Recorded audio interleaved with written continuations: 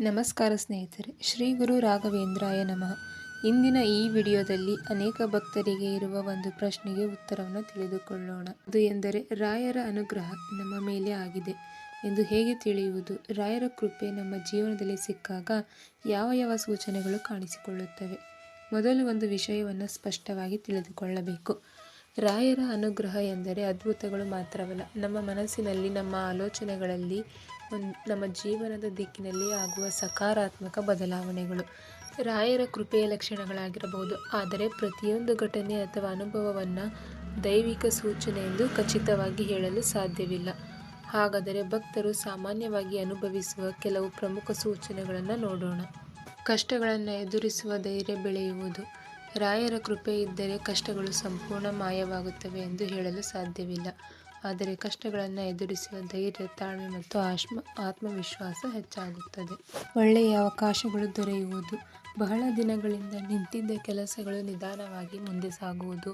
ಒಳ್ಳೆಯ ಉದ್ಯೋಗ, ಉತ್ತಮ ಪರಿಚಯಗಳು ಅಥವಾ ಹೊಸ ಅವಕಾಶಗಳು ದೊರೆಯುವುದು. ಜೀವನದಲ್ಲಿ ಬದಲಾವಣೆ ಕಾಣಬಹುದು. ಕೆಟ್ಟ ಅಭ್ಯಾಸಗಳಿಂದ ದೂರವಾಗುವುದು. ಕೋಪ, ಅಸೂಯೆ, ದ್ವೇಷ, ಅನಗತ್ಯ ಚಟಗಳು ನಿಧಾನವಾಗಿ ಕಡಿಮೆಯಾಗುತ್ತವೆ ಮತ್ತು ಒಳ್ಳೆಯ ಜೀವನ ನಡೆಸಬೇಕು ಎಂಬ ಆಸಕ್ತಿ ಮೂಡುತ್ತದೆ. ಸತ್ಸಂಗದ ಕಡೆ ಆಕರ್ಷಣೆ. ದೇವರ ಕಥೆಗಳು, ಪ್ರವಚನಗಳು, ಭಜನೆಗಳು, ಧಾರ್ಮಿಕ ಪುಸ್ತಕಗಳನ್ನು ಓದುವ ಆಸಕ್ತಿ ಹೆಚ್ಚಾಗುತ್ತದೆ. ಕುಟುಂಬದಲ್ಲಿ ನೆಮ್ಮದಿ ಹೆಚ್ಚಾಗುವುದು. ಸಣ್ಣ ಜಗಳಗಳು ಕಡಿಮೆಯಾಗುತ್ತವೆ. ಪರಸ್ಪರ ಅರ್ಥ ಮಾಡಿಕೊಳ್ಳುವ ಗುಣ ಬೆಳೆಯುತ್ತದೆ. ಪ್ರಾರ್ಥನೆಯ ಮೇಲೆ ವಿಶ್ವಾಸ ಬೆಳೆಯುವುದು. ಪ್ರತಿದಿನ ದೇವರನ್ನು ನೆನೆಯಬೇಕು ಎಂಬ ಮನೋಭಾವ ಬರುತ್ತದೆ. ಸಮಸ್ಯೆ ಬಂದಾಗ ಭಯಕ್ಕಿಂತ ಪ್ರಾರ್ಥನೆ ನೆನಪಾಗುತ್ತದೆ. ಒಳ್ಳೆಯ ನಿರ್ಧಾರಗಳನ್ನು ತೆಗೆದುಕೊಳ್ಳುವ ಸಾಮರ್ಥ್ಯ. ಆತುರದಲ್ಲಿ ನಿರ್ಧಾರ ತೆಗೆದುಕೊಳ್ಳುವ ಬದಲು ಯೋಚಿಸಿ ವಿವೇಕದಿಂದ ನಡೆದುಕೊಳ್ಳುವ ಗುಣ ಬೆಳೆಯುತ್ತದೆ. ಇತರರಿಗೆ ಸಹಾಯ ಮಾಡುವ ಮನಸ್ಸು. ಸೇವೆ ಮಾಡುವ ಆಸಕ್ತಿ ಹೆಚ್ಚಾಗುತ್ತದೆ. ಸಾಧ್ಯವಾದಷ್ಟು ದಾನ, ಸಹಾಯ, ಸಾಂತ್ವನ ನೀಡಬೇಕು ಎನ್ನುವ ಮನಸ್ಸು ಬರುತ್ತದೆ. ಕೃತಜ್ಞತೆ ಹೆಚ್ಚಾಗುವುದು. ಇಲ್ಲದಿರುವುದರ ಬಗ್ಗೆ ಬೇಸರಕ್ಕಿಂತ ಇರುವುದಕ್ಕೆ ಧನ್ಯವಾದ ಹೇಳುವ ಗುಣ ಬೆಳೆಯುತ್ತದೆ. ಭಯ ಕಡಿಮೆಯಾಗುವುದು. ಭವಿಷ್ಯದ ಬಗ್ಗೆ ಅತಿಯಾದ ಆತಂಕ ಕಡಿಮೆಯಾಗುತ್ತದೆ. ಏನೇ ಆಗಲಿ ದೇವರು ಜೊತೆಯಲ್ಲಿದ್ದಾರೆ ಎಂಬ ನಂಬಿಕೆ ಬಲವಾಗುತ್ತದೆ. ಸಹನೆ ಹೆಚ್ಚಾಗುವುದು. ಎಲ್ಲವೂ ತಕ್ಷಣ ಆಗಬೇಕು ಎಂಬ ಆತುರ ಕಡಿಮೆಯಾಗುತ್ತದೆ. ಸಮಯದ ಮೇಲೆ ವಿಶ್ವಾಸ ಬೆಳೆಯುತ್ತದೆ.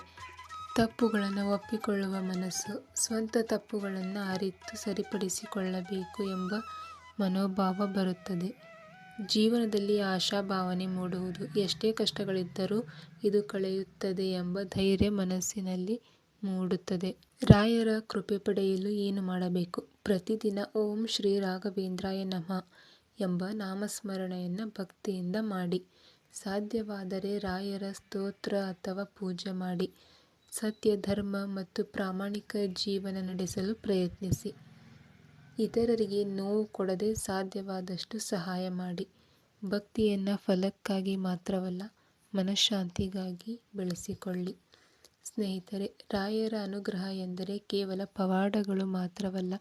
ನಮ್ಮ ಚಿಂತನೆ, ನಮ್ಮ ನಡೆ, ನಮ್ಮ ಧೈರ್ಯ, ನಮ್ಮ ಭಕ್ತಿ ಮತ್ತು ನಮ್ಮ ಜೀವನದಲ್ಲಿ ಆಗುವ ಸಕಾರಾತ್ಮಕ ಬದಲಾವಣೆಗಳಿಗೂ ಅವರ ಕೃಪೆ ಭಾಗವಾಗಿರಬಹುದು.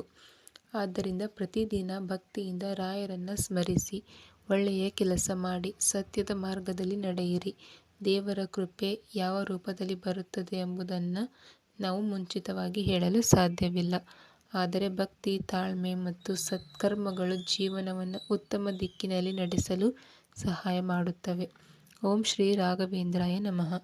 ಈ ವಿಡಿಯೋ ಇಷ್ಟವಾದರೆ ಲೈಕ್ ಮಾಡಿ, ನಿಮ್ಮ ಸ್ನೇಹಿತರೊಂದಿಗೆ ಹಂಚಿಕೊಳ್ಳಿ. ನಮ್ಮ ಚಾನಲನ್ನು ಸಬ್ಸ್ಕ್ರೈಬ್ ಮಾಡಿಕೊಳ್ಳಿ. ಧನ್ಯವಾದ.